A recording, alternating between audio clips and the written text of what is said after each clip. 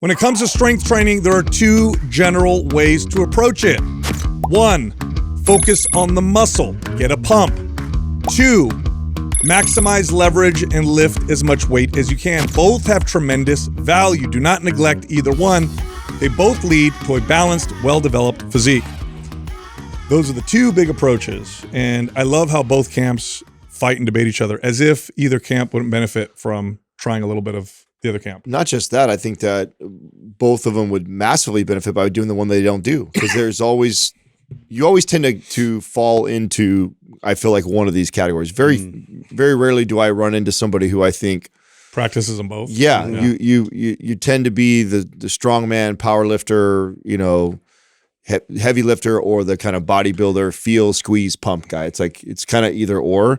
It's rare that I meet somebody who does. Although when you do meet someone like that, they tend to have some of the best physiques, they're some of the strongest guys or girls. Like, they get it because there's tremendous benefit from both sides of the aisle. It's a totally different mentality too, which I also think there's a lot of value from practicing, right? When you train to feel the muscle, to get the pump, you're not concerned with the weight on the bar. In fact, the goal is often to make the weight feel heavier than it is. The goal is I'm going to take this weight that I could do for 20 reps, and I'm going to see if I can almost fail at 10 by really focusing and squeezing and stretching the target muscle.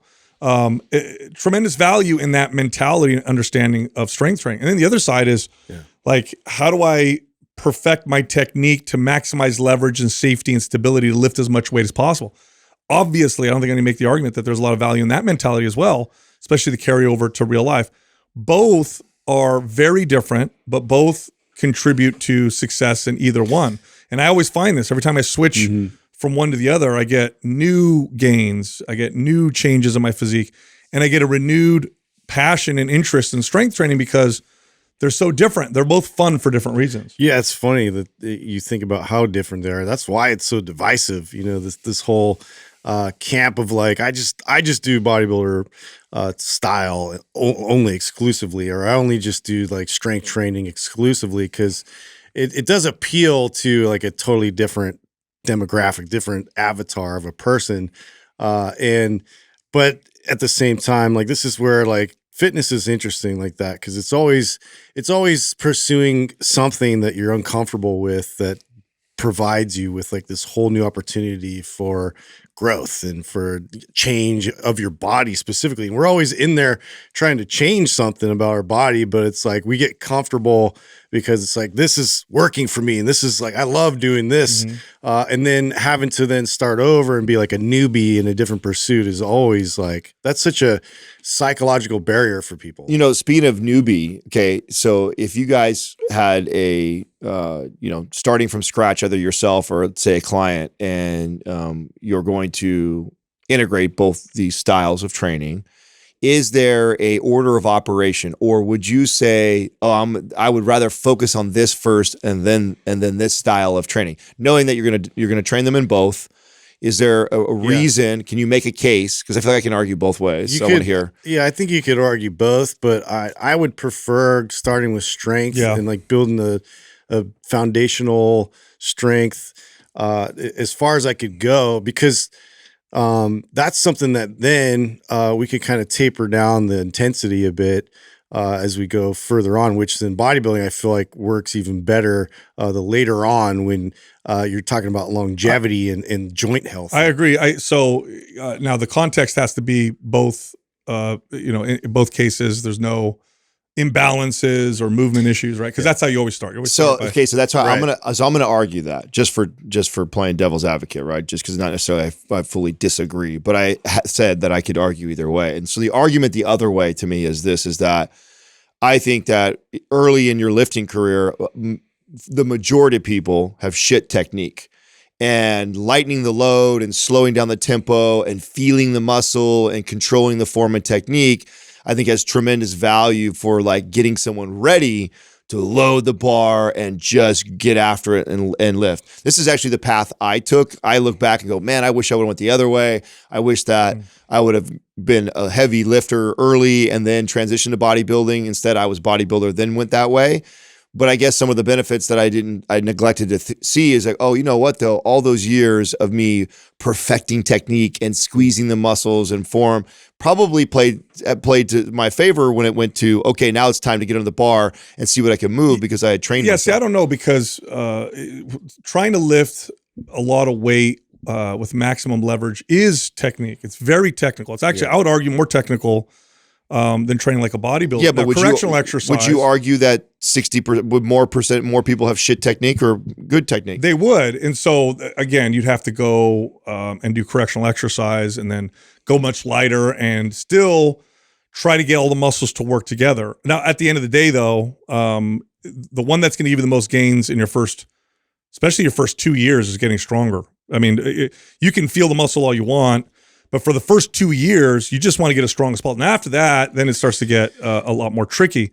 But the first couple of years, if you have a client and you just get them stronger, everything develops much faster. Well, especially too, if you're younger, like you're more resilient. So I feel like there's a little bit more wiggle room there in terms of like loading the bar. But yeah, I mean, you want to make sure it's appropriate when you're first learning. It's all about technique, and you could just focus on technique with the major compound lifts. Yeah. And really dive deep into that to build something for you to expand upon. That's like your core of lifting in terms of moving the needle for building muscle. That's the big confusion. The big confusion is that lifting heavy means you sacrifice technique. But if you watch, when people see like gym dudes lift as much as they can, yeah, that's what they're doing. But if you look at like real strength athletes, like powerlifters, go take a beginner to a powerlifting gym. All they focus on is technique. It's so technical. It's like, no, your hips here, drive here, squeeze here. The technique focus is different than bodybuilding in the sense that they don't want you to feel in any particular muscle, but your squat, your deadlift, and your press needs to look perfect. Mm-hmm. So it is very, very technical. I mean, and they won't load the bar. If you have a team, you're getting coached, or you have one of us as a trainer, then I think it's very easy to make that case and argument that that's the way to go for sure. Yeah. I think that I was putting in a perspective of I'm a 17-year-old boy. I'm just like I was trying to figure this out on my own. I see these bodybuilders lifting this way. I see these powerlifters lifting this way. None of them are coaching me or training me. I'm observing, and I'm going to go apply what they're telling me.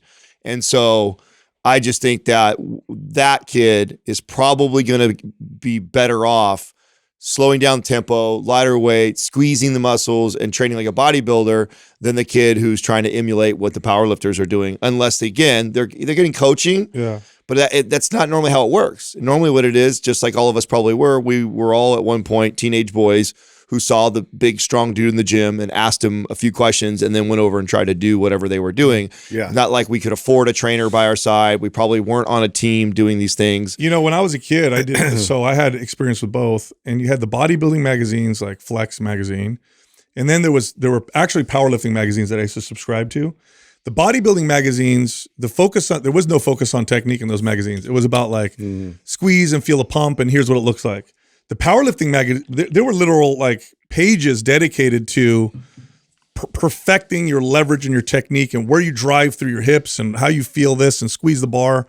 I actually learned more technique from reading those magazines that I did the bodybuilding one. Yeah, it's an interesting discussion because like I do see your point, Adam, but I mean also too, I feel like, you know, when you create dysfunction or you create bad patterns, that's a harder route to go after that. So there's a bit of a conundrum with that because like if I think about like learning the skill when I was like learning how to play guitar, I kind of set myself up for failure because now I have to come back and redo everything. Yeah, unlearn these bad techniques that I learned on my own. But yeah, I mean you're talking about the most ideal situation. You have a coach that kind of helps you through these like. I mean, it's a fun discussion. Techniques. It is because it could go. Like I said, you know, I could see two different scenarios where you know, each case you can make the case for that it makes sense, and there's no doubt in my mind that, you know, proper coaching, you know, proper team and emphasis put on form and technique that.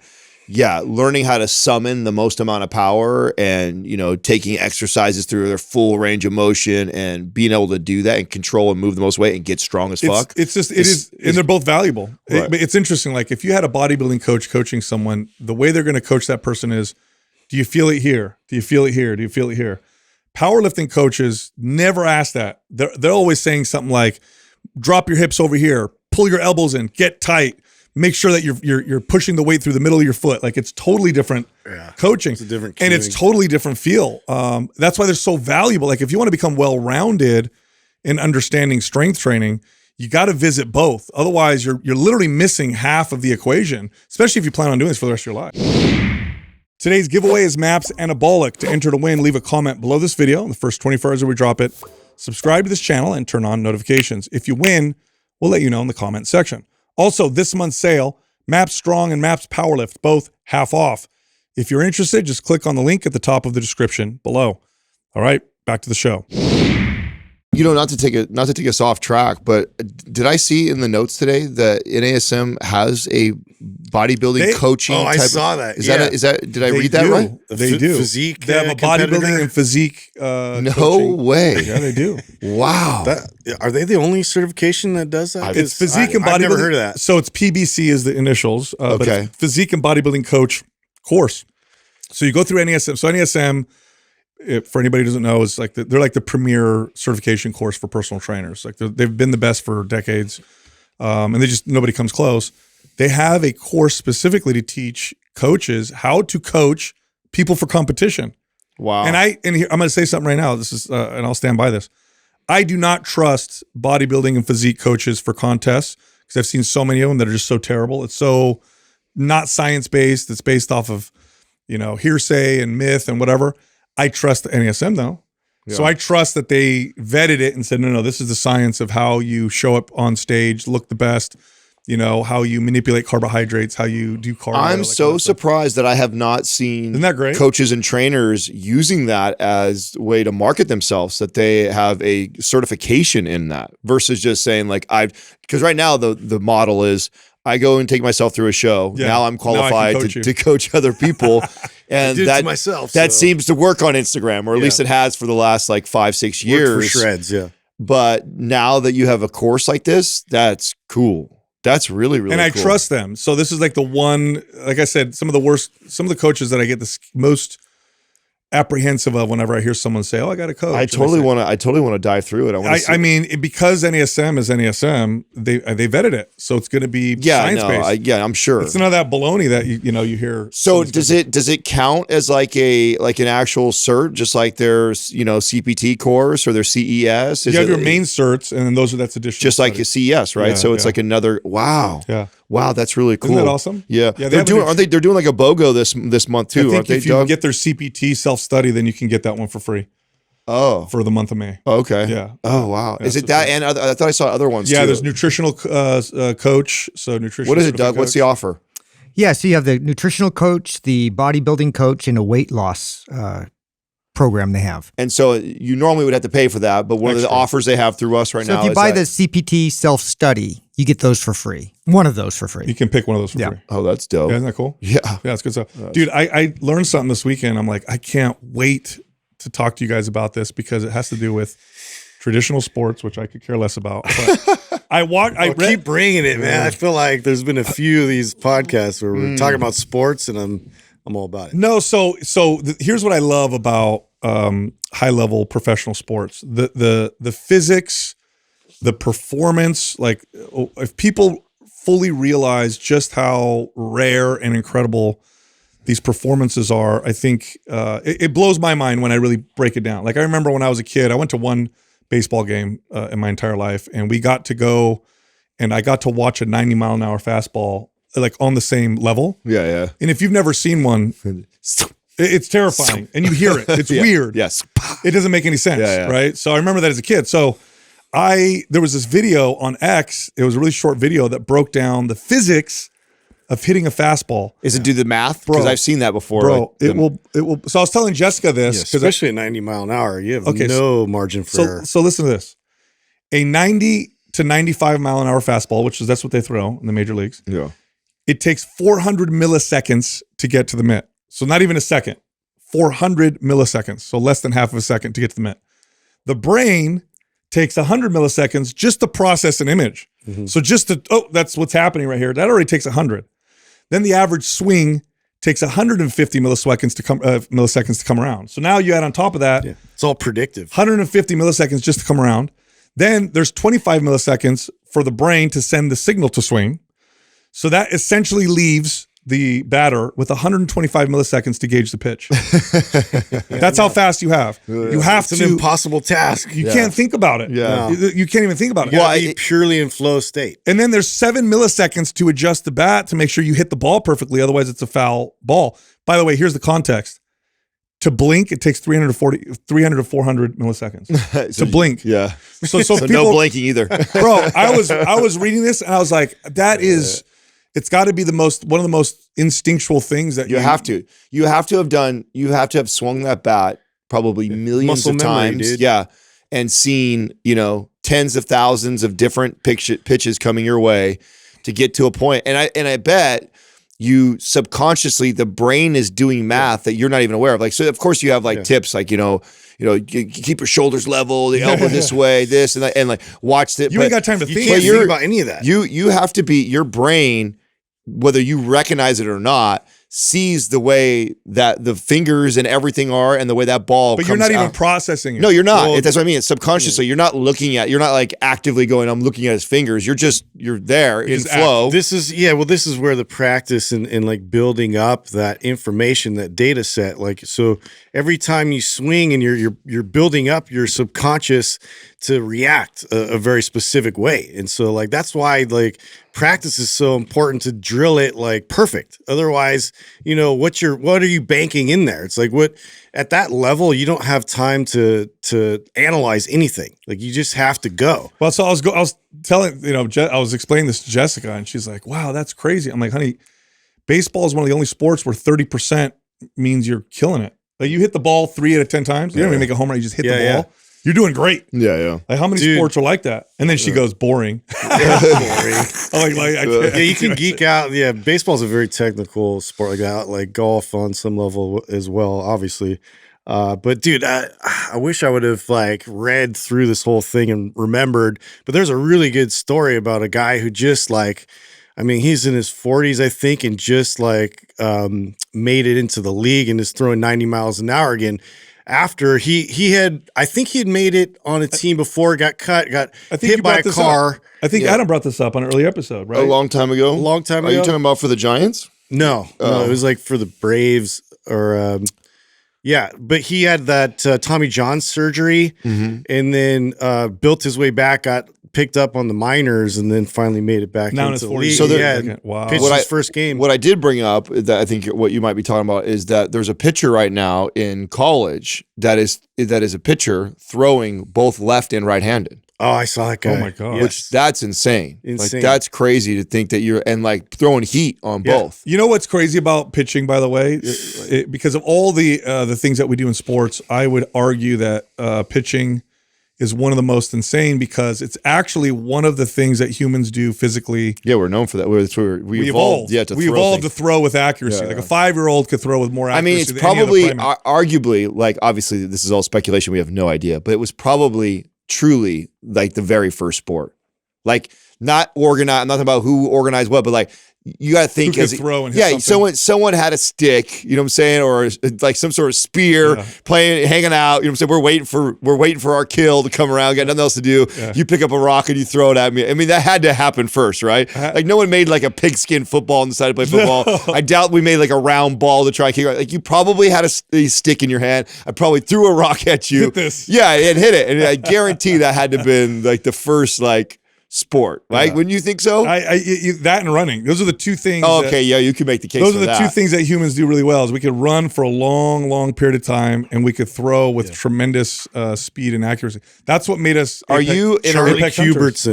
Culberson. He played for the Braves. Oh wow. What was his name? Charlie Culberson. Oh, I didn't know who that was.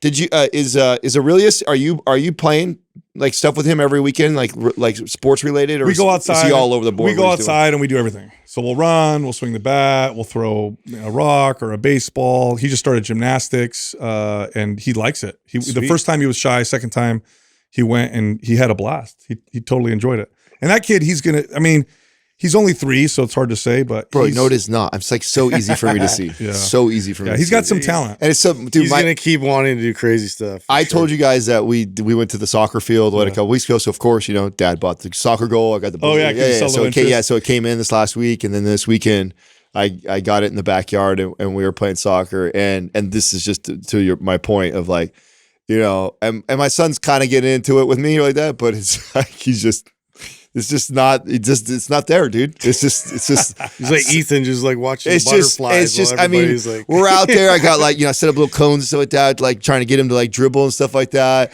And he's just, he's so gentle. Like I can't even get him to kick it really hard, Yeah. And it's just there's a disconnect there. You know what I'm saying? Even he has desire right now to kind of do it with me. And I can't help but think of if I had your son out there, I get just me putting on the ground and showing him one time, he would punt it, just kick the shit out of it. My son would walk up, he walks up on it, kind of looks at it, and then he's like, yeah. I'm like, hit it, buddy. Come on. And then go walk over, pick it back up with his hands, and then set it back down, and then look at it again, and then dude, yeah, I'm having the opposite problem with Everett. He's like getting into all these things I have nothing about, right? Like skateboarding is his latest venture. Oh yeah. And so he bought like a skateboard with his own money, and he's got like the padding and all that. He just went to he has a friend that does it, and apparently he's picking it up like this, and there's like awesome. His friends all into it, and I'm like, great, dude. So you're gonna now I have to go to like skate parks and like I'm like that's cool though. I don't know how to do shit. No. I mean, I totally see them doing X game type of stuff. I mean, that's what to me gymnastics lays the foundation for all of those sports. Oh, yeah. Totally. Yeah, wakeboarding, skateboarding, all of the snowboarding, like all those X Games type of stuff. So Aurelius gets in trouble a lot because he throws everything in the house, everything across the house as far as he can, as hard as he can. Yeah. He runs, and he'll run as long as you have him run. So he needs sports. He'll just run as and you know what I do? So lazy dad hack, right? I'll just be like, go, I'll time you. He'll just how fast? 10 seconds. Again. Okay. And we'll do this for an hour. Yeah. You should get those pitching nets that like get the ball back to you so you can just like wing it into it. Oh my God, I didn't even think of that. Yeah. Haven't you seen? Brilliant. Hey, no, haven't you seen? I sent you guys the I think the dad hack of the year last year with the fishing? the fishing pole and the wiffle ball. Yeah. You just hold it, let him gets it back, sets it up. You gotta set that up, dude. It's too good. You have that big backyard. You know what I'm saying? Just get in your little lawn chair and just let him crack it like crazy, dude. I can see you do that. He told me today he was rubbing my ear because he didn't want to say bye to me. He didn't want me to leave. Yeah. He's rubbing my ear and he's like, I like rubbing your ear flaps. I'm like, what? Those are earlobes, dude. Ear flaps. Ear flaps. They are ear flaps. Anyway, I saw this hilarious. So I saw this post, this article, and then I saw another article, and I just thought that they were so hilarious to go side by side. I'll read you the title of the first one, and then I'll read you the second one because I know you guys are going to think this is it's just great. So the first article, which was kind of making its rounds, is, by the way, we'll pause after this one because we could just kind of speculate on what are they trying to do here. But anyway, just 12% of Americans, and then they have to add this part, mostly men, are eating half of our beef supply. New research. Okay, so 12% of Americans, mostly men, like the demonization is just hilarious to me. That, right? Yeah. Here's another article that came out recently as well. So remember, 12% of Americans eating half our beef supply. Here's a new article. Only 12% of American adults are metabolically healthy. Study shows. Weird. I wonder if that's related. I don't know if there's a crossover or what, but I posted both of them at the same time. 12. Coincidence? What's going on here? Oh, that's actually really funny. Is it the same 12%? I mean, what's happening? I mean, think about it. If it's true that 12% of the men are eating most of the protein supply, we know what protein does. It's naturally satiating. It's going to help build muscle. It's like so. There's a really good likelihood those are also some of the healthiest people. I would like to see a study that shows the people who eat the most meat but control for processed meat, because they tend to throw garbage stuff in there, like hot dogs and shitty stuff. Like, I would love to see a study on people who eat the most meat but not processed meat to show how healthy or unhealthy. They'd never want to parse that out. No, because they got their own agendas. Speaking of which, did you see Florida banned the sale of lab grown meat, and it started this huge debate. Yeah, wow. Are they the first ones to do that? I think they're the first state to do that. Yeah, here. I know Italy did and other countries in Europe. So it started this huge debate, right? I saw people posting like, they should let the free market decide. They're taking away our freedom. And then other people are like, this is a good thing. And so I posted that I think, I think this is a step in the right direction. Of course, people underneath are like, I thought you were pro-free market. And the truth is, if you look at how they manipulate and use the market and regulations, I'll use a great example, GMOs. GMOs are genetically modified plants that are patented. So what they did, for example, with corn, is they took corn, they put it in a lab, they modified the DNA of the corn so that it could withstand pesticide or herbicide, sorry. And then they said, now it's also a patented product. So it's corn, but it's our patented product. No one else can make this, okay? Now, in the current laws or the laws at the time, if something's natural, you can't patent it. So you can't patent corn, you can't patent wheat, you can't patent things that occur in nature, but you can patent products. Now, here's where things got funny. They took it all the way to Supreme Court and made it so that they could patent it, but also they didn't have to label it. This is where I have a problem. Yeah. So consumers were buying corn or products with GMO corn, and they didn't know. Well, isn't that because it wasn't required to be labeled? Really? Yeah. Huh? I said, isn't that the biggest problem? Yes. Because I mean, yeah, free market. Like I would, whatever people can buy, like. But if they know what they're buying, healthy. But you have to know. You have to provide the knowledge, and this is the same thing, I guess, that we were facing with these vegetables that they're growing with and infusing them with vaccines, and they're trying to just put them into the market without labeling it as such. Which come on. Anything that you're doing to manipulate and engineer and genetically modify should be labeled very clearly. That's it. I have no problem. Doug just pulled up an article right now. Jeff Bezos moved to Florida and invested $60 million in lab-grown meat, and then Ron DeSantis banned it. Mm-hmm. I didn't know that. Wow. I wonder if that was that's epic. Direct shot. Huh? It was a month after? So you have to ask yourself now: is this more of a political game? No. So, always. Oh, I mean, Rod. I mean, it's the governor. Yeah, That's what I mean. Game. Is it less about? Well, it's wrapped in the packaging of we're trying to do what's healthy. If I work in the beef industry, and I'm seeing lab-grown meat, I'm going to be like, okay, here's the deal. You can go ahead and sell it, but you have to label it. Is that Bezos' new wife? Yeah. How much younger is she? I don't know. She's pretty. Bezos. You ever seen these before and afters? He looks so much better. How crazy? Like, you ever seen those billionaire like before and afters? Bro, have you seen? Isn't Elon Musk on a 20 right now like his video? Have you ever seen his video when he's talking about Amazon like 20 something or whatever years ago it was when he was talking about the early how goofy he looks? Yeah. He looks so different. Yeah. Now he looks like he's on TRT and GH. 100% he's on all that. He looks way better. Yeah, even Zuckerberg. I mean, he looks way better. Just keeping it real. You don't say like 20 years later to be looking better than what he looked like back then. Yeah. Somebody's helping him out because have you seen Zuckerberg? His latest pic. They did this whole you got to glow up because he looks like less like a dork. Yeah. I was like, somebody's trying to help him out. Yeah. Speaking of Zuckerberg, more frustrating. So these fake like virtue signaling people, so funny, right? Zuckerberg, Mr. like pro climate. Save the earth, climate change is terrible. Is he in that camp? He is. He is. You're sure? Yeah. Okay. And he just bought I don't know how big his yacht was. It was like, maybe look up his new yacht. It's got like 4 of these massive diesel engines. Like he drives that thing one time and he's going to put more carbon in the atmosphere than you could in your whole life. Right. So, okay. Now you just say that like, because I believe that these guys, Bezos included in this, Zuckerberg, and by the way, I'm not defending any of these clowns. They were very much so libertarian type of dudes. Yeah.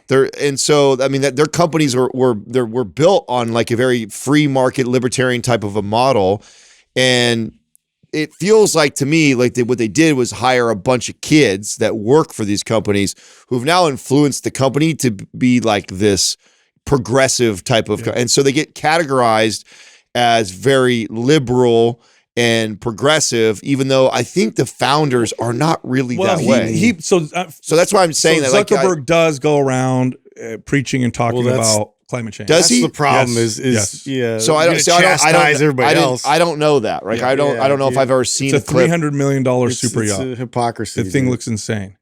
It's insane. 300 million. 300 million. Yeah, you can find pictures of it if you look. I want to see a this picture of that. Oh, bro, it looks like a city. $300 million. By the way, you know how much money it would cost to maintain one of those? Doesn't it cost like so much money? Millions. Yeah, look at that thing. It's like a huge. What the? Yeah, bro. To maintain and to man costs millions a year for something like that. He's got to have that, as his transportation out or his compound in Kauai, right? Yeah. His escape alternative there. That's insane. It costs millions of dollars just to park it, and then when the staff alone. Look at a support vessel for his yacht, carrying his cars. What? Wow. Maybe it's an escape vehicle, Justin. That's what I'm saying, bro. Like, it's all like he's building the bunkers in Kauai. He's got he probably has like a rocket too. A submarine would be the safest and the smartest, wouldn't you think? A submarine? Yeah. One of those subs that run on nuclear power and then just can run. Did you see that new one? It's like a manta. It looks like a manta, and it's like a drone that they're just going to be like patrolling, yeah, like indefinitely. Well, technically, the only reason, because we already had nuclear subs, but the only reason why they had to pull over was because people had to eat and they had to get supplies. But if you can make a drone that's nuclear powered, you just put it out and there it is for the rest forever. I'm sure they're there already, dude. Yeah, they probably are outlasting us. Yeah, you know what I'm saying? Yeah, weird. I know, crazy stuff. But yeah, these hypocrites annoy the shit. I mean, when they. At least, what's her name? That annoying girl, Thunberg or whatever. At least she doesn't seem to be, as annoying as she is, she doesn't seem to be a hypocrite because she'll take a sailboat across the ocean. Oh, is that true? Yeah. Dude. Oh, I didn't know that. That's funny. At least she puts her money where her mouth is, Only because she's afraid of flying, though. Right? Is that why? You're screwed. That's like the the vegan influencers that can never have a burger and they really want it, that they get caught and it's like, oh no, my whole career's over. Didn't one of them get caught eating fish? Yeah, dude. They kick you out right away of the club. Hilarious. All right, I got a long-term study on GLP-1s that I'd like to talk about. Oh, a great study. Lane posted it. Good old Lane. I've been meaning to ask you. Did you? Because I said I'm real curious to what side of the aisle he's on here. You guys know Lane. He's one thing I like about Lane is he's balanced. He looks at the data. He tries not to misrepresent it, and he presents things based off of here's what the data says, and here's what's probably happening, and he's usually right. He's usually pretty good and pretty accurate. So I'll read the study. Okay. So this was a pretty long study. It was a 2-year study. So for 2 years, they followed people who were placebo, people who worked out, people who took a GLP-1, and people who took a GLP-1 plus exercised, just to see what would happen. They followed them again for 2 years. The people who lost weight with just the GLP-1 gained most of the weight back when they went off. The people who took the GLP-1 and exercised, they went off the GLP-1, continued exercising, they didn't gain back nearly as much weight. And now he says it's not from the calorie burn. These people were not doing crazy workouts.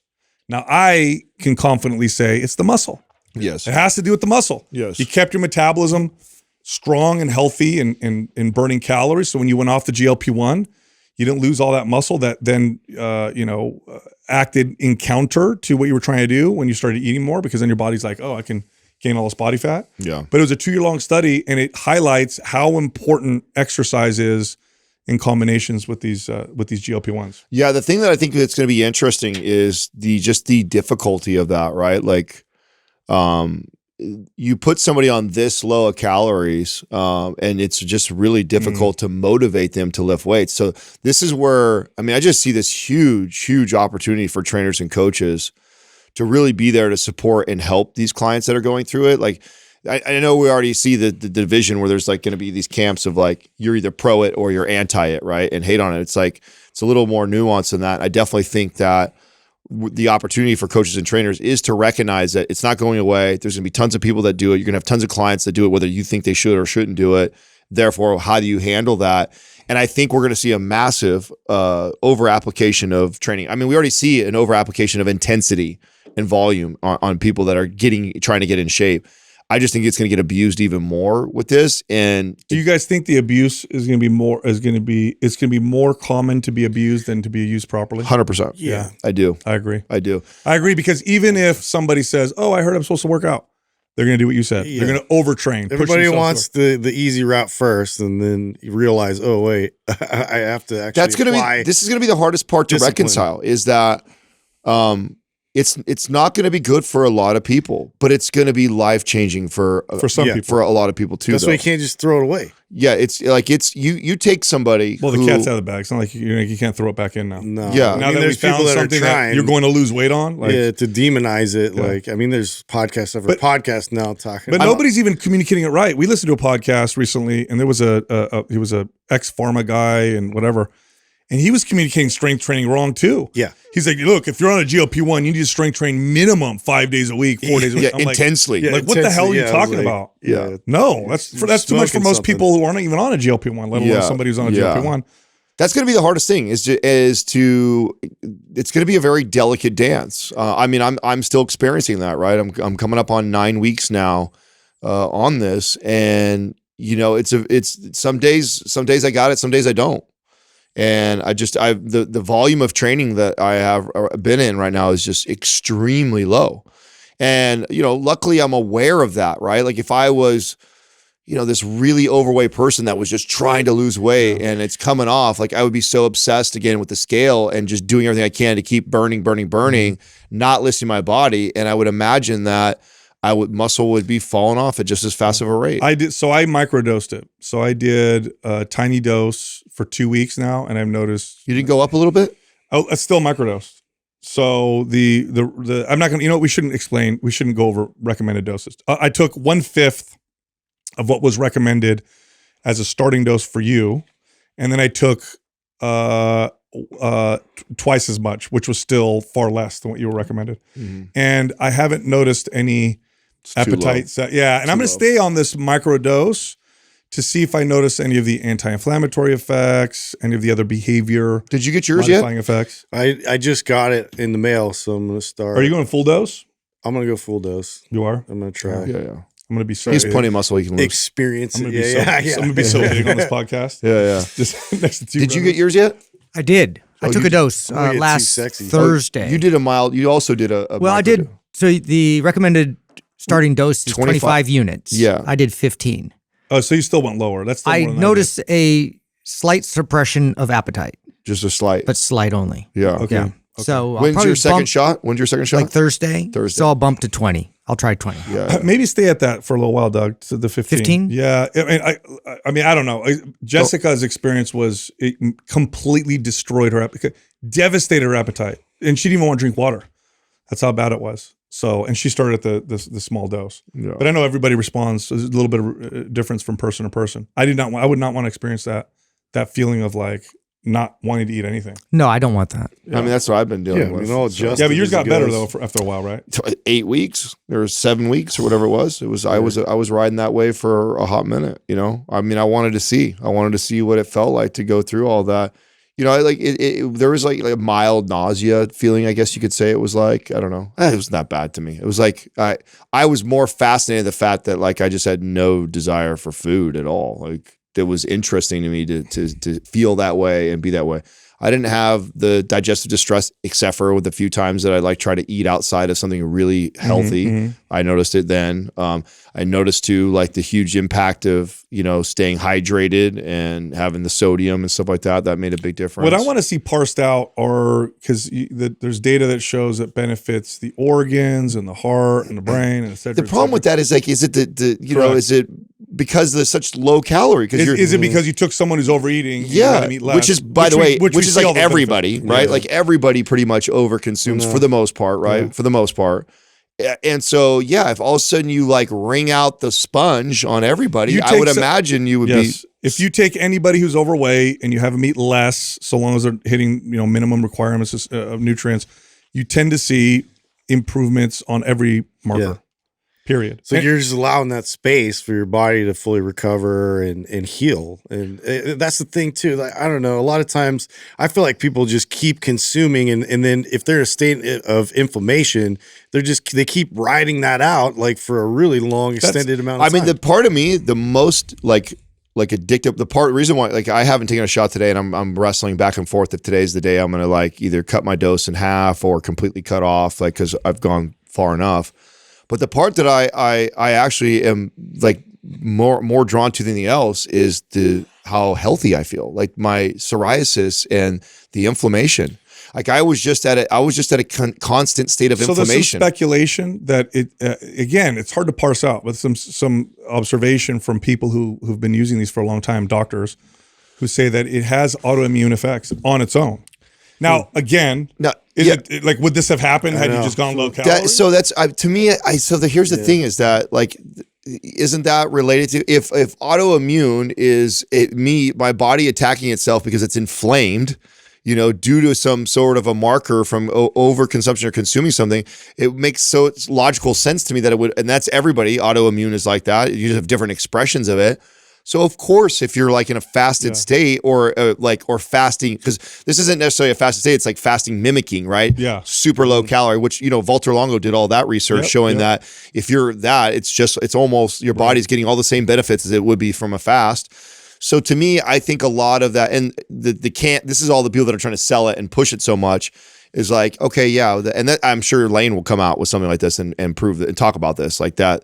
These are all the same benefits for that somebody gets from just. Yeah, the only way you would know is if you had them eat, you had two groups, one take them, one not, and then don't have them change their diets. And then let's see. Now, what I like about this in regards to the fasting is it's easy to do it. It's not like, and I don't have this binge restrict type of, which I think a lot of people have with fasting. I think there's a lot of the fasting popularity that grew over the last decade. You had people that would fast and then they would overconsume, they would binge. And so that was just how they're where there's no desire to binge or overeat at all. And so you could just stay in. What I find fascinating is this argument that there may actually be a GLP-1 deficiency in some people. This is a hormone that we all produce. And the argument is, some people are making the argument that some people are GLP-1 deficient for whatever reason. Maybe lifestyle caused this, maybe just repeated, poor metabolic health over extended periods of time. And so giving them what they're deficient in then puts their body in better balance. I don't know. I've heard that argument for a lot of different things. Yeah. But the problem is the abuse. That's because I know what people want. Yeah. I know what people want. People want to just take something and just lose weight. You're gonna lose muscle. I don't care. I want to be smaller. Yeah. You need to work on your behavior. I don't care. I'll just keep taking. What's so funny though? Think of it like this. Okay, so if we could agree that food in our lifetime has very much so been used like a drug. Totally. Okay. Totally. Right. We all agree on that. And we have this massive breakthrough with this peptide that actually helps people get off the addiction. And so you have to, and even though it's not the best way, or there's going to be people that abuse it, if we're looking at it as a whole society and we think that we are plagued by obesity and addictive behaviors around food. Good example. Wouldn't you make the case that yes, but also there's more to it, because how much of our illness, our chronic health issues, is due to just being under muscled and not necessarily being the obesity, or maybe the obesity is a result also of being under-muscled. The problem is though that so one of them requires resisting and discipline. The other one requires discipline and action. And the fact that the discipline with just resisting is helped by the peptide versus you have to go take action. Now, in a perfect world, of course, you do both, or you teach somebody to actively go to the gym, and that's why we're under muscled. Yeah. Problem is, you're right. You're right. But my question is not, I'm not going in that direction. That's 100% correct. I mean, you can't get around that. The thing that I'm pointing at is how many obese people are already under muscled. I remember was it 15 years ago where they showed body scans of obese people and they completely destroyed the myth? Well, your assumption is that because they're carrying so much weight, they have to have like muscle, especially in their legs. It's common. I used to sarcopenia is common in obese people. Yeah. I thought for sure. So did I. Yeah. Sarcopenia is common in people who are obese. Those scans were trippy. They don't have more muscle. They have less muscle, less metabolically healthy muscle, and then the more body fat. Bones are even less. So dense. is it gonna so we're gonna have them lose both? Is it a net positive? That's the question. Is it a net positive? Is it flat? Is it a net negative, or does it depend who we're talking about? I mean, you take the obese person who doesn't do leave anything. it to us to fuck it up, you know. So we go all but then I could argue this way. Look, you got the person who's obese, doesn't move, so they're under muscled on top of it, and they eat like garbage. They take a GLP-1, they just eat less, they just lose weight, but now they think they feel like they could get up and move. Right. Yeah, Because now they're not 300 pounds. well, I'm now starting to allow some of my family to, right? So I would love to hear. I can't wait to hear their experience. Yeah. So I won't share their names. This whole peptide space is so fascinating. It's really going to shake things up and change. It's funny every time I try. It's such a new landscape. It's crazy. Like, well, you know what I actually think is crazy to that point is that I didn't realize that GLP-1's been around for 20 years. Yeah, I know. So it's like we actually do have a lot of information around it, and People, been prescribed for like 18 years. I know some doctors, that been promoting it. So I mean, I can't wait to get Dr. Tina on here. Do you know when she was booked? I think tomorrow. Yeah. Oh shit, we have her tomorrow. Yeah, she's here tomorrow. No way. Yeah. Oh, cool. Very cool. Yeah. But damn, I didn't know that happened already. Yeah, but the whole peptide space is like thymus and beta. I've gone on and off of that. Yeah. That stuff is amazing. I mean, it is incredible for muscle recovery. It's like I feel like I recover like I did when I was in my early 20s when I'm on it versus when I'm off. BPC and all these, every single cognitive peptide is. Well, I mean, now that we've been introduced to it, like, because I have to admit, just like say 4 years ago, when somebody asked about peptides, I threw it in the category of SARMs and just dismissed it. Right? Obviously, far more informed about it now. I'm fully convinced that. You talk about the people like LeBron James and these guys that are spending millions of dollars a year, Tom Brady, they for sure have been utilized for a long time. Yeah, for sure. I'm like, oh yeah, this is stem cell and PRP. Yes, and they're all that definitely. You know what? I can't wait. I can't wait to see what muscle building products come out as a result of GLP-1s, because this is the problem that the pharma companies are going to try and solve. They're going to try and solve it chemically somehow. You know, of course, that's the formula. They're not going to tell people to lift weights. What they're going to do is say, okay, guys, take this drug now. We got this problem now with muscle wasting. So we need to really invest a lot of R&D to figure out how to stop this. So myostatin inhibiting substances are going to they're really going to start pouring a lot of money. And that's going to be exciting for a guy like me. Who loves that kind of stuff. Speaking of failed approaches to businesses, so I don't know if you know this, Adam. I was going to bring this up for you, but there was an airline that emerged. It was Hooters Airlines, and they had the Hooters girls on there, and it was all this. Like, they really tried to do that. They tried to do that. It was like 2004 or something, or 2006. And it made a little run for a while, but obviously it was like 40 million to keep it going, and they just had to cut it off. But I was like, oh, that's interesting. They tried to kind of bring back that whole exclusive flying an airline, making it fun, and like obviously the sexy angle there. My aunt used to work for Hertz back in the day, and she's like just under 70 years old, right? And so she was telling me stories of what it was. And back then, okay, you had Hertz and you had like a TWS? Yeah, TWA, which was the big airline. Yeah. And she's like, it was like they actually had names of like what the girls were, and they had like their outfits were like skirts. Yep. They had to get on a scale like every other week, and they had to be a certain way. She even told me like they were trained to like hold their purses in like the crook of their arm a certain way, and like they had like a walk that they were. I mean, it was like so much was like put into uniform, being sexy and the look and their weight and all that stuff like that. Back then, it was completely accepted and normal. Like, I had somebody. There was like a debate online, and the debate was like, should we have why are kids at these these drag shows, which I think is ridiculous. And somebody commented, well, I see people taking their kids to Hooters. I'm like, well, that's stupid too. I think taking your kids. And people do this. They'll take their kids to a restaurant where it's obviously about the girls trying to look sexy. What are you doing? What are you doing with your kids? Yeah. Showing your kids that this is what's valuable, especially if you have a daughter. This is what's valuable, honey. Yeah. Look at you actually would be surprised how many like families you see in Hooters. I know that. We love the wings. We got great wings, man. What are you doing? Yeah, no. That's you know the dad's the closer in that family, right there. No. Honey, this is where we're going for dinner with the family. Thanks, Barbie. So dumb. Anyway. Oh my God, look at that. I did not know that. Yeah. Yeah. I know we missed our window. Oh well, It was the plane was that'd too be the way front to heavy travel. though, so it kept. I mean, it's kind of interesting because you completely. I mean, I wonder what they must have done their research on. Like, do men fly way more than women do? Here's Is the there, deal. like, statistically, yes, like, but the men that can afford to go fly all over the place are married men. So once their wives find out, I'm sure that's why they went out of business. Not a bunch of single dudes flying Hooters. yeah, you know what they messed up was they named it Hooters. They should have named it something undercover. You know what I'm saying? Yeah, Somebody will right. find Should have been out. like HTA Airway. You know what I'm saying? Like something different. Wasn't Yeah, there just incognito? Wasn't there like a Hooters copycat for women? And it was I think there was, and it was, if I'm not mistaken, Dongers? a male version? no, it was called Cox. I swear to God. No, yes, it wait, was. no, it I'm almost was. sure. No, and it was, it didn't. And it were roosters. I swear. I'm almost positive it was roosters. That, or maybe I saw this on a South Park episode. Yeah, Probably. Yeah, It sounds like a South Park more like episode. Doug, I hate to tell you this, Doug, but look up Cox Restaurant. See if it's a real. Look at penis bar. Doug just pulled up. That was. I on mean, his history. yeah. Look up Jesus. Cox Restaurant. See if Yeah, that's a and real then thing. let's Do not find click on out if images. like any women went there. It was just dudes. You know, like gay the dudes. That's probably true. Like, come on.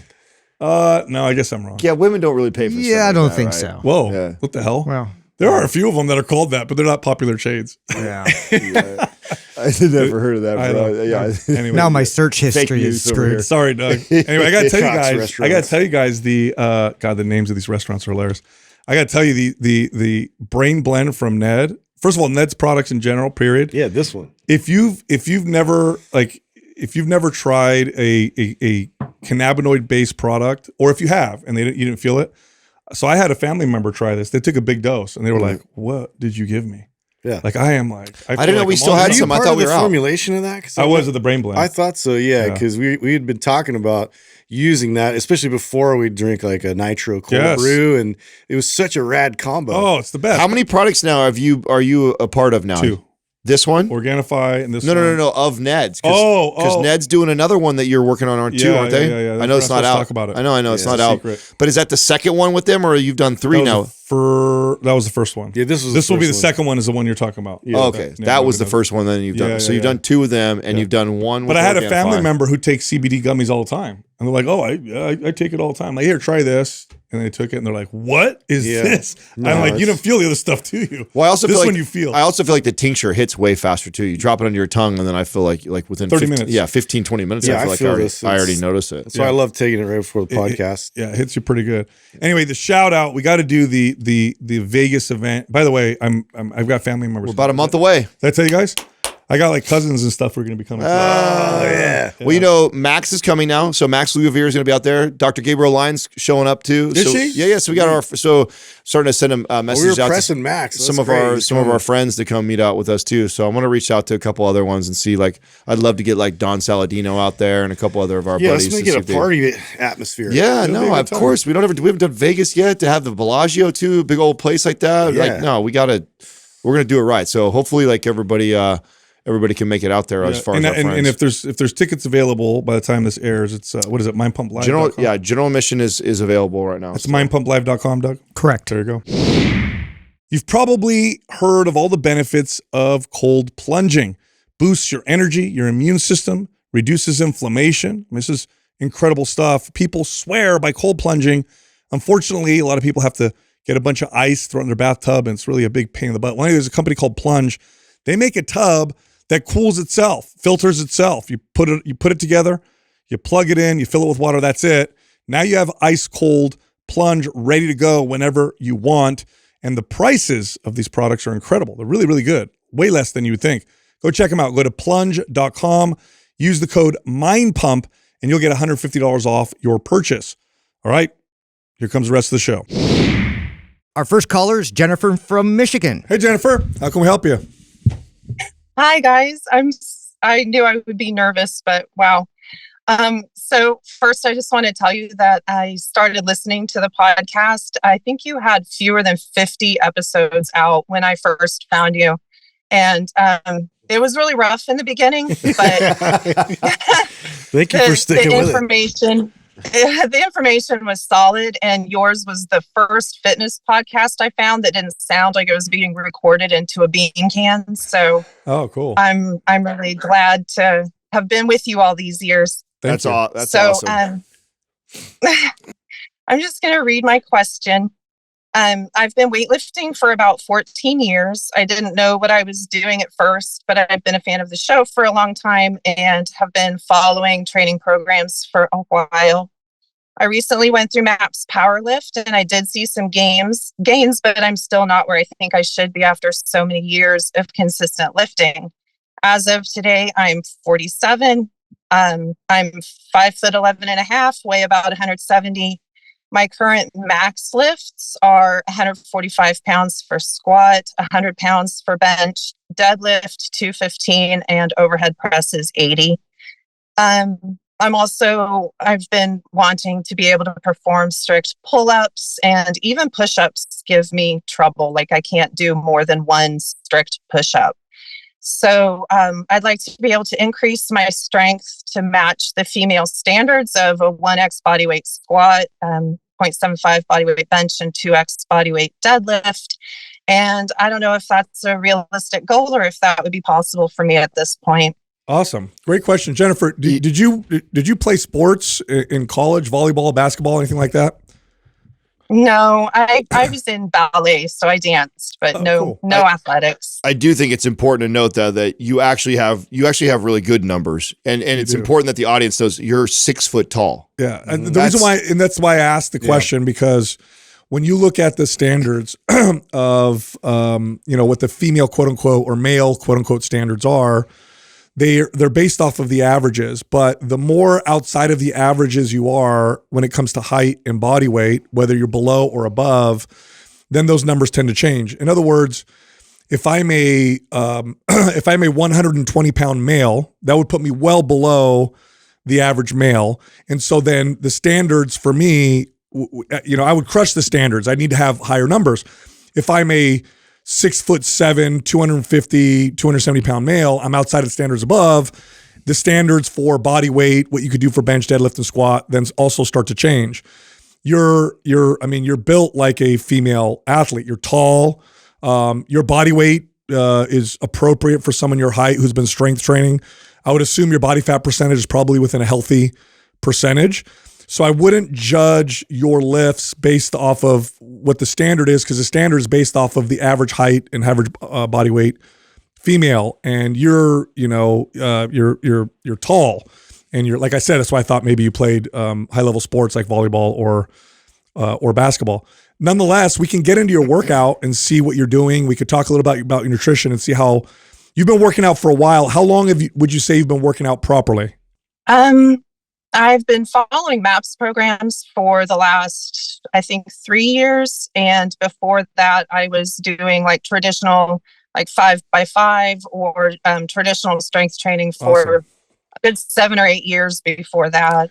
Are you stronger now than you were 3 years ago, or are you declining? Stronger in most of my lifts. I kind of backed out of my squat to be able to go to a better depth. Okay. So my squat is lower than it was when I was not quite breaking parallel, but I kind of expected maybe it would get back to where it was by now, but it just hasn't yet. Okay. By the way, you said you're 47. I would have guessed in your 30s, but at 47, the fact that you're stronger today than you were before and you've been working out this whole time, is exceptional. What you can expect as you start to get to your 50s, 60s, even if you're consistent, is a very slow decline in strength. Okay. Now you're going to be way stronger and more fit than your peers, which you probably already know. I'm sure you have friends your own age that you can run circles around. But if you're stronger at 47 than you were at 40, you're doing a damn good job. So, and that's just across the board. So I want to kind of put that in context. Yeah, Jenna, I think I think Sal explained it, but I think he kind of said it in a very complex way, a much simpler way to explain what you are tall. You have long limbs like me. Bench pressing and squat is very difficult. Their leverage is different. Way different. So someone like, for example, everybody thinks that Justin and Sal are stronger than me. I'm way stronger than these guys because I'm 6 foot. I'm 6'3". So me moving 275 on the bench is a lot different than Justin moving 300 on the bench. I got a lot longer distance I got to move But then that way. Justin moves 350. So, so I don't know what that is. But all joking aside, it really is. In overhead press, are you kidding me? You have such a longer distance to travel that barbell over your head than the average 5'3", 5'5" female. So you're actually really strong for both your age, your height. Those numbers are good. Not to say that we can't work on getting better, but I just think you need to understand that you can't compare yourself to a 5'3", 5'5" girl on an overhead press and a squat and a bench press. If you're even close to what she's doing, you're probably actually stronger than what she is. And to take it a step further, really the only appropriate comparison would be to yourself anyway. There's so many factors. Which is why it's okay to have a goal. If you're seeing progress, even if you think it's that's small, the big one. If you have progress and you're making strength gains, I mean, that's a really difficult thing to do over the years. I have a question. When was the last time you actually did a bulk through one of our programs? Well, I went to maintenance calories through the holidays, but I haven't really eaten at a bulk. And I went into a little mild deficit like the last couple of weeks, just heading into summer. That's going to be a huge difference. That's going to be our answer, Jennifer, is to run one of these programs in a slight surplus. Doesn't have to be massive, but a surplus, a bulk. 250, 300 calories. Yep. And that will probably help you increase these lifts all the way across the board, just by simply doing that. What's the last program that you ran? And then what was the one that you ran before that? So most recently I was doing MAPS 15 advanced because that works really well with this. I work at a school and I have a bunch of kids, so this time of year is busy. But before that, I ran powerlift, and that ended in January. That's when I tested those 1 rep maxes and got those numbers in January. How are you feeling right now with MAPS 15 advanced? I feel like I could do a lot more. It's just the scheduling is hard. Yeah. It's hard to schedule time for the longer workouts. Okay. Well, just so you know, that you should almost always, and I'm only saying this to you because you're consistent, you should almost always feel like you can do a lot more, regardless of what program you're following. But to be more specific, how is your strength? How is your performance? Are you noticing any differences, changes? Do you feel like you're just maintaining with 15 advanced right now? I feel like I'm maintaining. Okay. When will you have more time? Because I could recommend another program for you coming up. Yeah, school ends for us at the beginning of June. So after that, my schedule is way more open in the summer. Have you done anabolic advanced? No, I don't. I have anabolic, not the advanced. No. I'm going to send that to you. I love that in a surplus. Yeah, that's a really now after that you're going to want to go back to MAPS 15 advanced because it definitely pushes you, but the strength gains they happen in a hurry in that program. Just be very, very, very, very mindful of form because we do utilize failure on an every other week basis in that program. But I'll send that to you, Jennifer. Okay. I think you'll really like that program. Thank you. Yeah, I think you're really going to like that program for sure. And run it in a bulk. Right. Run it in a bulk. I think running that program in a bulk, I promise you're going to see those numbers go up. You'll see a difference. Yeah. Okay. Well, I'll try. The bulk makes me a little nervous, but that's okay. Run a cut right afterwards. Or you could even do this, run a bulk for the first 4 to 6 weeks of the program and then run a little mini cut in the middle of it to interrupt it. You don't necessarily have to be bulking the entire program. Run a bulk. We just want to see strength gains. Yeah, and really the first 4 to 6 weeks of that new program with a bulk will give you the greatest return. So if you want, just run the bulk for 4 to 6 weeks, the beginning of that program, and then turn around and do a cut for the back half of it. But you should see an increase just from that. Okay. Yeah, that sounds like a good plan. Thank you so much. Yeah, you got it. And we really appreciate you listening to us for so long, especially when we sucked really bad. Yeah. Thanks for hanging in there. Oh, you guys are my favorite. You don't know. We're like besties. Right on. Thank you so much, Jennifer. Thank you, Jennifer. Thank you. Bye-bye. Is it just me or does she look like 10 years younger? Yeah, no. Am I tripping? Yeah, no, I would have guessed. I would have guessed late 30s. No way. I would have guessed 47. No. I almost asked her what year she was born because I'm like, are you sure? Yeah, people need to understand that. Like, if you're consistent with strength training, most people's strength tends to peak if you've been doing it for years and years and years, right around your early to mid 30s, and then people can do pretty well for a while. But you tend to see a slow decline once you get to your late 40s and 50s and 60s and so on. But again, you're always going to crush your peers. So, the fact that she's 47, stronger than she was, 4 or 5 years ago when she was still working out. Despite being in a maintenance or probably even That's a amazing. deficit, because, this is the most common thing we've found with training women, especially, is this constant sort of deficit. And then trying to see like substantial strength gains, like you're just kind of going against the formula. So for her to lean into that would be huge. Yeah, and I know I was razzing you guys and just kind of tongue in cheek talking about being way stronger than you, but there's like when you have someone who, and she's not like a little tall, she's really tall. I mean, 6 foot for a female is very tall. Yeah. So to compare herself to what they have as the average statistics for a strong female, like that, it's just not fair. No, they're based off body weight. I mean, it's like when we created Map Strong, we did it with Robert Oberst, and he's, what was he, 340 pound strongman? Oh, yeah. Watching him do 8 pull-ups. Okay, he did 8 pull-ups. Was impressive. Yeah. Now I can rep out 20 pull-ups. Right. Yeah. Okay, I don't weigh 340 pounds. Yeah. And so that's not a fair comparison necessarily. There's a strength to weight ratio, and there's some value to that in certain sports or whatever.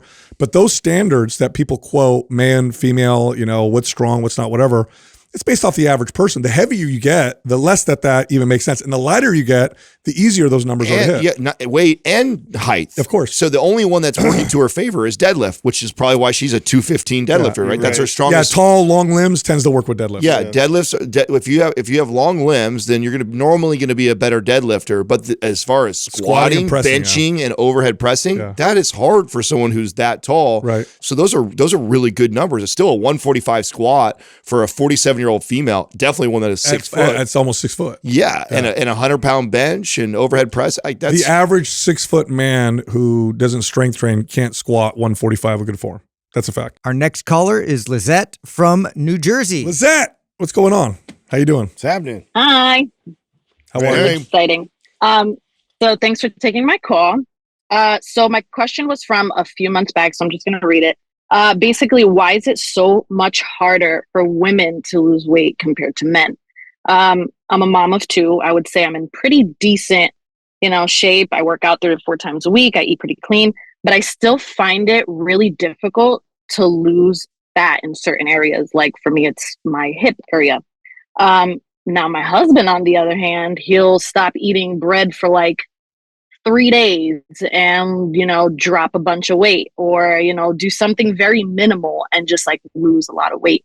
So I'm just wondering, why is it so much harder for women compared to men? That's because God made you guys smarter and more attractive. Yeah. So we get that. Yep. All right. We'll talk to you. Thanks, Lizette. She's all, I agree.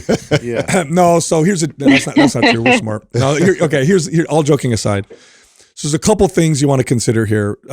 Comparing individual to individual doesn't really give the full picture, because you could have a woman that's adapts much faster than a man, vice versa.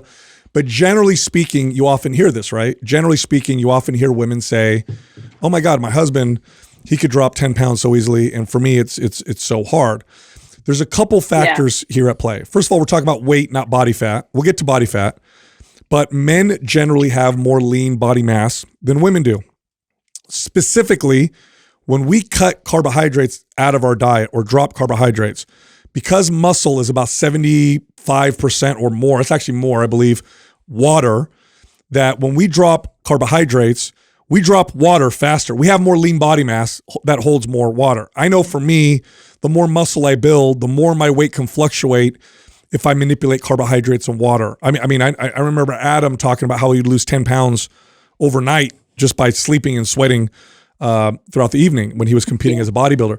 So that's part of it. But let's go to body fat, okay?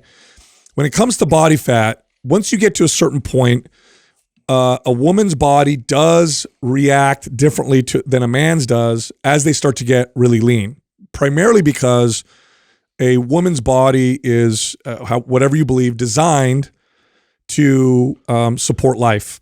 And so it is going to have more negative repercussions and is going to fight harder to get leaner than a man. In other words, a man can get down to 10% body fat, which is hard. If a woman gets down to 10% body fat, she has really sacrificed her health. She's lost her period. She's really just gone too far. This is why when you see body fat percentage comparisons, you know, a man at 15% is equivalent to, like, I think a woman at 20% or something like that. I think there's a 5 or 6% difference that would be considered an equivalence. That has to do with hormones. That has to do with physiology and the like. There's also just overall body mass. If you weigh 220 pounds and you lost, 10% of your body weight, you lost 22 pounds. If you're 150 pounds, you lose 10% of your body weight, you lose 15 pounds. So you lose less weight on the scale, but as a percentage, it's actually quite similar. And this is actually what we find in studies. When all things are controlled and everything's the same, and we're not going so low that we start to compromise health, because again, that's what things really start to get different between men and women. What you see is very similar rates of body fat percentage loss with calorie restriction. Now, when you stretch that out further, men do build more lean muscle. And so what this does do is it gives us a faster metabolism. But again, all things controlled, calorie deficit to calorie deficit, it really isn't a huge difference. What it looks like on the outside, though, is, oh my God, my husband, he's been lifting weights for the same length of time I have, and I'm eating a little bit more, and he's eating a lot more, and he can burn way more calories. Well, he probably gained twice as much muscle as you did. So his metabolism just reacts, in a much stronger way. So I hope that kind of answers just the general differences. But specifically, I think what you're noticing with your husband is he cuts out bread. You know, when you drop your glycogen, which is stored in muscle as well and liver, you drop a lot of water. What you're seeing is water weight coming out of your husband. Doug, I'd love to do this as a single topic episode because I actually think we could talk about this for a while. Because there's a lot of things like even culturally that has affected like how a female probably views this situation. Like you guys have been told to eat so low a calorie for so long, so you have a lot of females have slower metabolisms because they've been because of that too been eating so low for so long. You figure too if you're comparing to a man who probably is walking around with a minimum of 20 to 40 more pounds of lean body mass, more muscle, and for every pound of muscle that he has on his body versus a pound of fat, his body needs more calories and burns more calories. So he has a massive advantage there. Testosterone is an incredible hormone for the metabolism, for building muscle and holding on to it as you start to reduce. Women have lower levels of testosterone, higher levels of estrogen. So there's a lot of like factors that make this. To Sal's point, though, like the general thing is just like you just can't compare. It's just not fair for you to compare to you. Because my wife says the same thing too, by the way, and it frustrates her all the time too. It's like, this is not fair. I feel like it's very frustrating. Yeah, she's like, I'm trying so hard. I'm so consistent. You make a couple tweaks, and all of a sudden it goes super fast for you. So, it definitely seems worse than what it really is, but it's just not a fair comparison. In order to compare even to another man, you'd need to find a 5'5", 153-pound man who has the same amount of muscle as you have, and he is probably going to be closer to your numbers, but still has some advantages that we talked about earlier. So it's really tough to try and compare and say, he's doing. And that's a good point too, Adam, that it's so much easier for me to communicate to a man that he needs to increase his calories to build muscle to get stronger. And I typically, not always, but I would more often with women get resistance to that. And oftentimes women accept that they're not getting stronger in the gym or don't even pay attention to it because they just think they're working out. Whereas a man is more likely to be like, hey, I want to get stronger. What can I do? And that is favorable towards fat loss. But again, all things being equal, physically speaking, we're definitely built different, and we're built different for different reasons.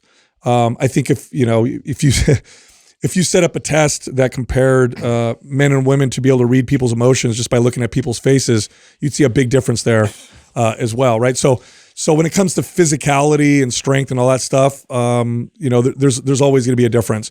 And a man's body, generally speaking, is more resilient to physical stress because, in other words, we're going to remain fertile with more physical stress than a woman. A woman's body will stop being fertile much faster than a man's, because if you get pregnant, you got to hold on to a baby for 9 months, and then you got to nurse a baby, and then you got to care for the baby. And whereas a man just has to get someone pregnant. So that plays, evolutionarily speaking, it plays a big role in how we adapt to physical stressors like, calorie reduction. And that's why you see too with the studies on fasting, women are more likely to suffer hormonal imbalances from fasting than men. It's another example. So I hope that helps. So yes, it does. Thank you so much. And since that time, like my question was back from, I think, January. So I haven't like gone on the scale just because I feel like that I've been listening to your show and like, get rid of the scale. Like, don't let that, just like kind of like feed into, all of these emotions and stuff because of that number. So I'm trying not to do that and focusing more on strength training since listening to you guys. I've been thinking of starting anabolic, but I'm not sure if, that's something that I should do or if I should do something else. But it's, journey from here. What are you following right now? Right now, I'm just basically doing my own stuff, just researching and just, No, I'll send you MAPS Anabolic. Do the 3-day-a-week version. She has it. You have MAPS Anabolic? I don't. Oh, I thought you said you were following. No. She's following her own program. Oh. No. Oh, yeah. It'll blow you away. MAPS Anabolic, do the 3-day-a-week version. You're going to be blown away. Yeah. And you're doing the right thing. Okay. You're doing the right thing by focusing on strength, by focusing on performance. It's going to move you in the right direction. Your body weight, your height, I'm assuming your body fat percentage is great. You look healthy. Yeah. Just keep moving in that direction. Let all that be the byproduct of you focusing on strength training and building muscle. Yeah, and I think it's the biggest difference. Like to you guys' points is like, with men, that seems to be the prescription, early on, and then we're trying to help women kind of get in that mindset as well, that it's going to set you up long term for better fat loss. By the way, what's interesting about this is that across the board in every culture, all things being equal, women outlive men. So there is a downside to the hormone profile, and this is the theory, to the hormone profile that men have that tend to make us stronger, and the type of genetics that we have for athletic performance. We also die a lot sooner. So there's a trade-off there. Just an interesting conversation. All right, Lizette, you're all set up. We send the MAPS Anabolic over to you. So much. You got it. Yeah. Awesome. Thank you. Thank you. Good luck to you. Speaking of which, have you guys seen the data on men who are widows or widowers, I think they're called, versus women who are widows, and the difference in how well men do versus how well women do? I can only imagine. Men do terribly. I don't even need to see a stat for handle that. Oh, men do terribly when they lose their wives in comparison to women who lose their husbands. Yeah. So there's a lot of interesting differences between men and women biologically, and it's just not a fair comparison. I've seen women say things like, "My husband gets so strong and he barely does anything." So, I do think this would be a cool single topic, Doug. I think because we could talk. Why do men lose weight so easily versus women, or something like that? That'd be good. Yeah. Our next caller is Enzor from Wisconsin. Enzor, what's happening, man? How can we help you? What's going on, man? Good. I'm good. How you doing? First and foremost, I appreciate the heck out of you guys. You guys have like the best podcast, best YouTube, like period. Hands down. Whatever I need for like my fitness advice, information, I come right to y'all guys. Like, I only deal with y'all, like for real. Appreciate that, man. Thank you. Oh, no problem. Oh, you're welcome. Okay, now the question I have, is there such, how do you know when you're too lean to gain muscle? I've been working out for about 23 years. 13 of that, I pretty much look the same. And I'm wondering if it's because I'm too lean or like, what's the problem? Well, you're doing pretty damn good. Yeah. From what I see is I think you're doing all right, man. Appreciate it. Thanks. There is something to be said about your body fat percentage and your ability to build muscle. You are very lean. You look like you're sitting below 10, probably around 8%. You also look like a natural jacked guy too. Yeah. Have you done a body? I've been doing it. Go ahead. Go ahead. Have you done a body fat percentage test to see where your body fat percentage is? No, I just did like the calibers. I just use like the calibers, and on the calibers it's like 9 or 10 or something like that. Yeah, you look like you're 8 or 9%. Really, it's about have you been in a calorie surplus recently or not? If you're maintaining, I would say you probably need to bump your calories. but I pretty much eat like whatever I want to eat. I eat at least 3,000 calories. The only thing I know I'm not getting in is my protein, but I pretty much eat whatever I want to eat. So here's what's happening right now.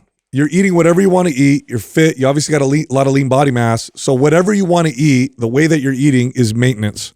Yep. Whatever those calories are is maintenance for you. So the only way to know is going to be to track for about a week. Just track everything. Give yourself an average on a per day basis. And by the way, guessing, I'm always off. I've been doing this for years and I'm always 20% off. Okay. So track and then you say, okay, look, I'm averaging 3,100 calories a day or 2,800 calories, whatever it is. Then just go 500 calories above that, consistently hit your protein targets, and you'll gain muscle for sure. I'd also do that simultaneously, switching to a program that's really unique for you. Because another thing too is you've lifted as long as you have, you probably have a lot of things that you've done a million times in the gym, and kind of shaking that up while also being in a surplus would serve you. So like, are you following any of our programs right now? No, I just have like the shoulder workout mod. Yeah. So that's crazy. Give me an idea of kind of like a general week of lift. Like, what's your split look? Are you in a split? Are you in a full body routine? What do you run right now? It's usually split. So Mondays it's usually buys and legs. Tuesdays it's chest, shoulders and triceps, and Wednesdays it's all back, and I just repeat it. So it's Monday through Saturday, and Sunday I just usually do sprints for my cardio. Okay. So I think switching you up to like, I'd probably MAPS Anabolic Advanced. MAPS Anabolic Advanced. With the surplus, you would put some size on for sure. So let us give you that program. Do what Sal said. And by the way, too, man, when I have a client like you, and I'll tell them, like, hey, listen, if you're hiring me to help you, so I'll do whatever you want to do, but you're at a really good place in your life. The ability to like, you don't really track that much. You just make sure you hit your protein. You kind of eat what you want. You train, and you maintain around 8-9%. That's a very, very good place to be. Mm-hmm. But there's nothing wrong too with saying, "Hey, man, I want to try and move the needle a little bit more." But then you're at such a high level that this is where you got to start tracking. You got to You got to act like a competitor. You already look like you could compete, so you're already on that level of a physique that if you want to get like stage ready jacked, which we can. You've got to get to that point where you're diligently tracking, because you already have reached kind of the natural level of like, if I just eat well, train well, be consistent, that you're a walking example of what that should look like. And then, but if you want to get crazy, we can get crazy. So in other words, you got to really think, is it worth it to you? Is it worth it to me to track, put all this effort into it, or am I happy with where I'm at? And I'll tell you what, right now, I think if you just followed MAPS Anabolic Advanced without changing and tracking, you'll probably see a little bit of gains. But if you added the 500 calories, you'll see some really good gains. But you got to ask yourself, is it worth it? Because it sounds like you're in an amazing place. And you've been working out for so long. So, or maybe just do it for 3 months and see what happens. Okay. And I usually sit at like 188 and like 190. So it's like, I've never reached 200 before, Yeah, if you want to do it, we can do it. I mean, I guarantee I can do it with you. It's literally track, go up 500 calories, follow a good program. It's like guaranteed formula. My favorite app is Fat Secret. There's a ton out there you can use, but I like Fat Secret, so you can download it on your phone. I have Fat Secret. Yeah, that's real good. Okay, cool. Yeah, it has like the little. Yeah. So you already know. Okay, so track with that. Do exactly what Sal's saying. Eat in that surplus. Follow that program to a T, which I don't think you have a problem doing. And I think the rest will be. You'll get there. You'll see the gains.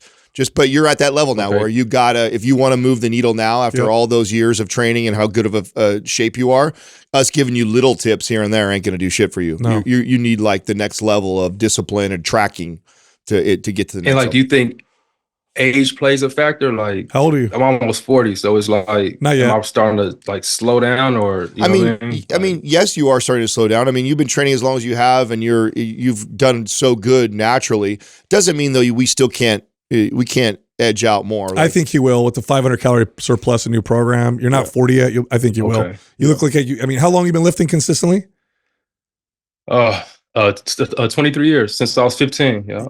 I think it's realistic to say that we could probably gain a good 4 4 to 5 pounds of lean body mass with a 500 calorie surplus. Yeah. I think it's realistic. I don't think it's easy, but I think you can do it. Well, especially if you haven't done like a whole new stimulus and kind of shook it up like completely, because you know, we're all creatures of habit. Pretty much doing the same thing. Yeah, if you do the same thing for that long, you know, you change it up, it's gonna be big. That's why I asked that. I think MAPS Anabolic Advance is going to do, like Sal's saying, is going to do wonders for you by itself. You're going to see a difference probably in strength gains and feel better right away. But if you add that with also increasing the calories and actually tracking and being diligent, you're going to see, I guarantee we'll put muscle on. Yeah. How tall are you, by the way? Okay. 6'1". Oh yeah. You're at a good body. You're great, dude. You're doing great. Yeah. I'd like you to check back with us too after you do it. I'd love to see how this goes for you. Oh, most definitely. I track all my progress. I have a ton of videos, and I'm definitely going to track. All right, cool. Excellent. We'll have you back on if you follow through on it. I'd love to follow up with you, and then follow up on us when you're getting towards the end of the program, and we'll have you back on to talk about it. Okay, I appreciate it. Thank you, guys. All right, you guys again, y'all are amazing, and I apprete y'all. Thank you. Thank you, on, dude. Thanks, dude. Bro, I swear to God, it's like we just made an atom. You know what I mean? Yeah. Just, you know, he looks just like you. Even his physique kind of looked like. Yeah, no, that's actually kind of what that's why I knew he was natural. That's what I kind of looked like when you're lean and natural. Yeah, the best shape I was in naturally, and that's so crazy. You know, it's so crazy how how he probably sees himself versus how we all see. Yeah, I see him like, bro, you're perfect, like that. Yeah. And to be able to be in a not place, track, like I pretty much eat what I want as long as I hit my protein intake. But that's the thing. This is it. If you're in that place, first off, that's amazing. But second off, you're eating at maintenance. If nothing's changing, then you whatever you're eating, however much you think you're eating, you're at maintenance. And what tends to happen in that situation, in my experience, is you get guys like that, and they do eat a lot, but then there's days that they don't eat as much. That's right. And when you average out the calories, it's like, oh, it's not as much as I thought. 100%. Or he did mention that he goes for a run once a week. I didn't get a chance to ask how active he is, like if he plays sports or does other things outside of that, because that could also make it more challenging for him to add any more. But yeah, you know, when I get a client like that, it's like, yeah, I could do whatever you want to do. We can definitely have this. It's just a couple buttons. Boop, you push him, and then but I mean, you're also in a place that I think, and at his age, like this is a very good place to maintain. Our next caller is Jennifer from California. Jennifer, how's it going? I love it when people, by the way, call in front of their home gym. It's awesome. Hey, yes, I know. Well, I was like, what better place to do it than outside in the home gym? So that's great. Hell yeah, beautiful. Awesome. Well, thank you guys for taking on my question. And I've been a listener for a while. I won't go over the whole spiel, but all I can say is, Justin, I relate to your teenage son issues going on. I have a 14-year-old son myself and just started high school. So it's been, up and down adventures. So it's been great. All right. Yeah. Well, best of luck to you on that. Yeah. Hey, yeah, you too. You too. You got 2 of them. I only got 1. So yeah. All right, I'll go ahead and just go off of my question here so that way I don't get all sidetracked. So I am 32 years old. I've been lifting for about 6 years now consistently. I ran MAPS Performance, Anabolic, and I started through Split, but stopped in the middle because it was just too much volume at that time. Anabolic gave me big gains considering I went from lifting 6 days a week to 3-day full bodies, and my strength went up in each lift. It was very rewarding. My deadlift went up 30 pounds, my bench went up 15 pounds, and then squat went up about 20 pounds. So those were awesome. I recently decided that I would love to do a powerlifting competition. I've always wanted to. It's been something that I've just been dreaming about. So I really want to move towards making that happen. I just started Anabolic again. I took about a month off. We just bought a house, so we just moved and all the craziness. So we took a little bit of time off in the gym, and so just getting back into it again.